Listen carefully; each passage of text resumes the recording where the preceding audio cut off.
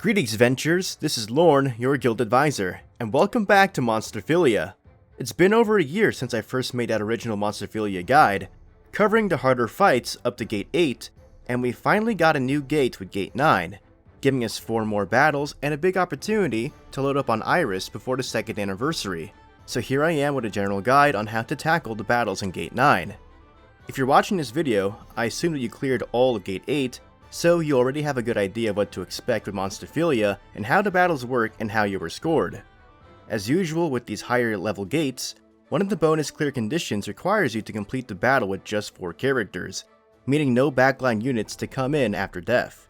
Of course, the bonus rewards aren't really too impressive, so if your main focus is to simply clear the gates and get the rewards, then by all means, utilize all 6 adventurer slots. You also get score multipliers for completing the battles without losing a party member, and clearing the battles within 9 turns. Remember, when selecting a battle, you can actually tap the swap icon on the top right corner to check score and rewards. Under score, you can actually look at the parties that the top 3 scorers used, as well as the parties that the most recent battle clearers used. This might give you a hint as to how to compose your party. Of course, I'll go over each battle myself as well, one by one.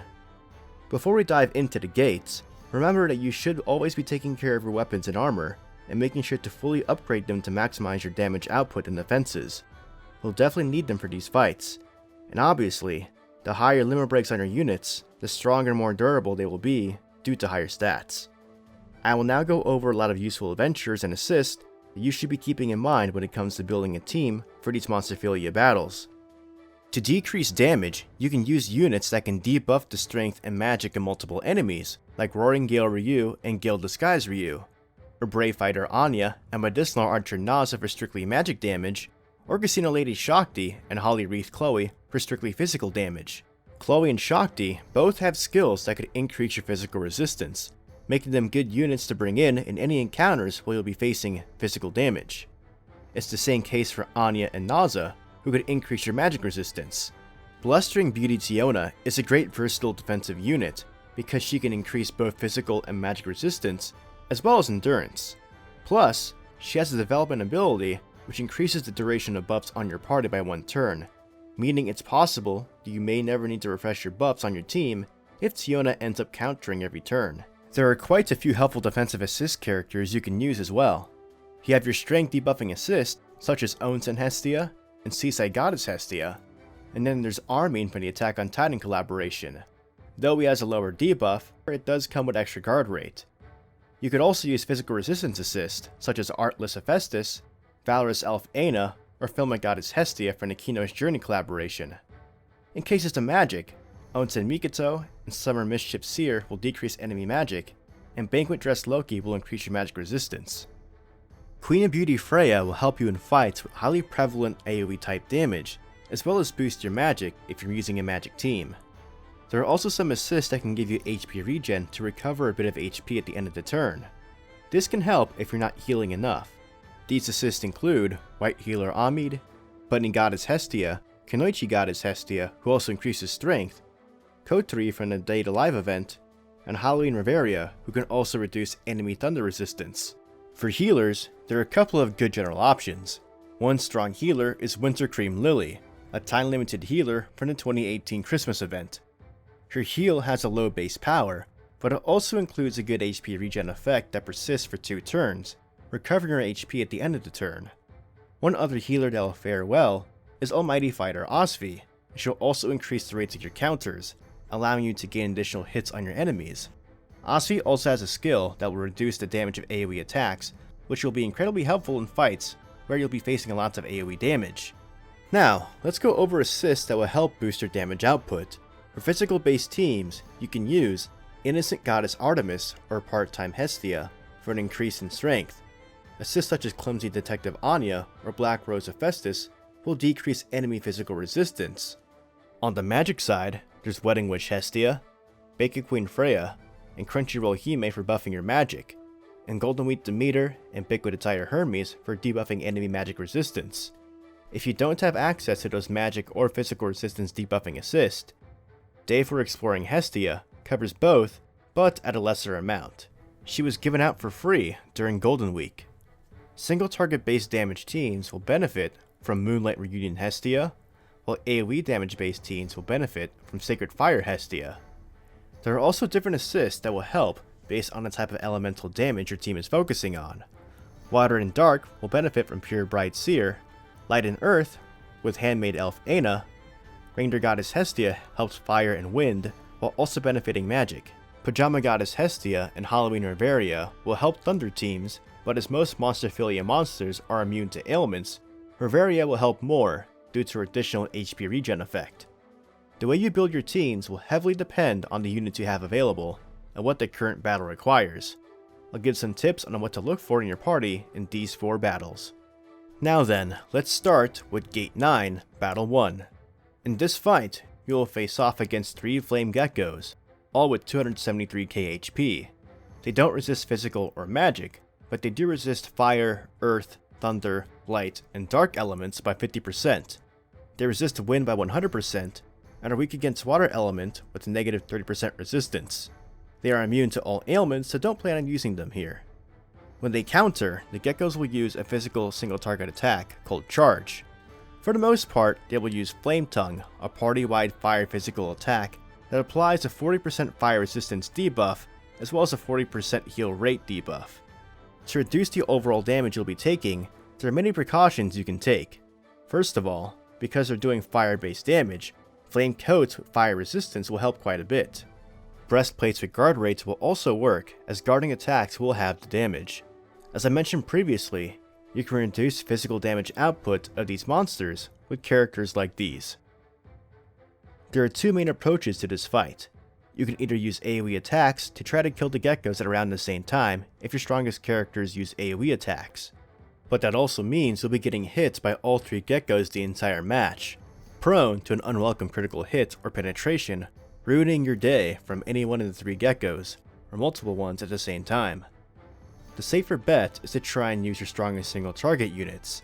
If that happens to be someone like the passionately postal Tione, who will deal great damage due to her water typing, then that's even better. Of course, other strong single target units like Echoing Arrow Lily or Mikasa from the Attack on Titan collaboration will work as well. Do remember though, the geckos resist a lot of elements by 50%, so using an assist that can increase that element's damage will help a lot. Halloween Reveria in Lily's case, and Pure Bright Seer in Mikasa's case. Seer also works well with Bridal Tione since Seer helps both water and dark. If you have Beach Saint Amid, she'll be one of the better options if you're using a team with water characters to take advantage of the monster's water weakness.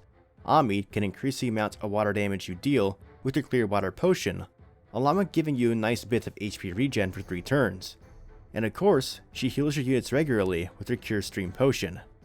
Build a team that takes advantage of either your strongest element or the gecko's water weakness, and decide between using AoE damage or taking them out one at a time, to make the battle easier as it goes on. If you can kill the first gecko within 5 to 6 turns, you shouldn't have a problem completing this fight.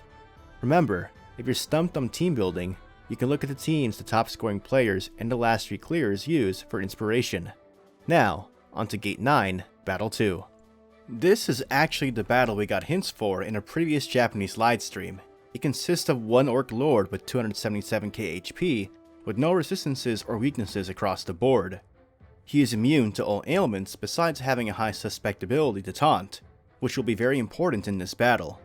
The Orc Lord will use Tantrum, an AoE physical attack that will also increase the magic and physical resistance of the Orc Lord and the Imps by 100% for 2 turns. If you taunt the Orc Lord, he will use a single target attack on your taunter that reduces heal rate by 100%, making you unable to heal the character. Some adventurers who are able to taunt are the 3-star Welf, Berserker Tione, Suntan Girl Tione, the Howling Blade Welf, New Year's Gareth, and Mighty King Otaro. You'll definitely need an adventurer with taunt during this fight. The Imps have 255k health and have no resistances or weaknesses across the board, and they are immune to all ailments.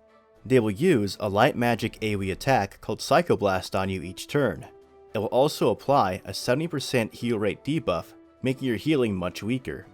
If you have Wintercream Lily, she will be very effective, as her healing skill heals initially, and then an additional amount at the end of the turn with her HP regen buff. Her counter ability also heals the lowest health ally when she counters. If you're still struggling with not healing enough, experiment with using a healing assist. The strategy to this fight is to taunt the Orc Lord when you're ready to burst the enemies down with special arts. You'll be charging your special arts gauge during the majority of the fight while doing minimal damage due to the magic and physical resist buffs that the Orc Lord will be applying. Again, you can approach this fight with single target or AoE tactics in mind, whatever is easier with the units you have available. The main priority is to make sure you kill the Orc Lord after you taunt him and attack after his buffs are gone. If you have Summer Princess Eyes, you can actually remove the physical and magic resistance buffs the turn you taunt him with their Cobalt Edge skill, instead of having to wait it out for the next turn when the resist buffs time out. After the Orc Lord is defeated, or even just a few of the imps are gone, the rest of the fight should be a smooth process, as there's less damage to worry about. Gate 9, Battle 3. You'll be facing off against 3 Sorcerer Bats with 413k HP each. They have a 50% resistance to fire, wind, thunder, light, and dark damage, a 100% resistance to water, and 30% weakness to earth. For the most part, they resist all ailments, though it is possible to try and lower one of the 100% resistances, but you're most likely better off not trying to go about it that way. The fight is pretty straightforward, as the bats will constantly use Flapping Thunder, an AoE thunder magic attack that also decreases your thunder resistance and heal rate by 35%. That means using Thunder Coats with thunder resistance will help mitigate the damage quite a bit, as well as any ways you have to reduce magic damage or AoE damage, especially using Anya or Naza for defense against magic. And again, Wintercream Lily will work great due to her many forms of healing to counter the heal rate debuff. The obvious tactic here is to take advantage of its earth weakness if you're able to. Some units that come to mind are the duo, single target earth magic pair, Christmas Anya and Gallant Fighter Chloe. There's also an AoE Valentine Ryu on the physical side of things. Of course, if you don't have strong earth units, you can try a different element and use elemental debuffs and buffs to make your moves more effective. You'll probably have an easier time trying to single target these bats down, as your chances of living will increase when there are less bats attacking you. Once the first one goes down, the rest of the battle should be smooth sailing, as there are only 2 AoEs being used. Gate 9, Battle 4. The final battle will pit you against 2 War Shadows with 1.2 M HP each. They resist fire, earth, wind, water, and thunder by 50%, and dark element by 100%. They have a 100% weakness to light. The War Shadows will use both physical attacks and dark magic attacks. The front shadow will cast Noisy Voice on turns 1, 4, 7, and 10 at the beginning of the turn, dealing AoE dark magic damage, along with removing any strength buffs on your units. The shadow in the back will cast Phantom Voice on turns 1, 4, 7, and 10 at the beginning of the turn, dealing AoE dark magic damage, along with removing any magic buffs on your units. On the other turns, they'll use a move called Slice Open that deals physical damage and decreases your heal rate by 65%. Wintercream Lily helps with countering that heal rate with her HP regen attached to a regular heal. After casting their respective voice attacks, they'll use a move called Terrible Shout, which does a large amount of dark magic damage, but there is a way to reduce the damage you take from this skill besides the usual debuffing their strength and magic.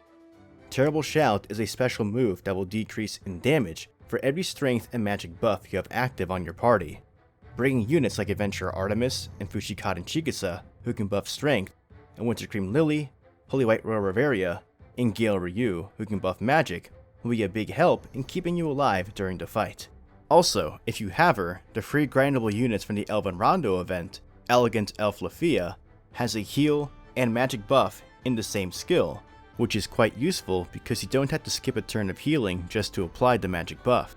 Keep in mind that the voice attacks from the War Shadows on turn 1, 4, 7, and 10 will remove your buffs, so you need to reapply them on those turns before they hit you for a lot of damage with their shout attacks.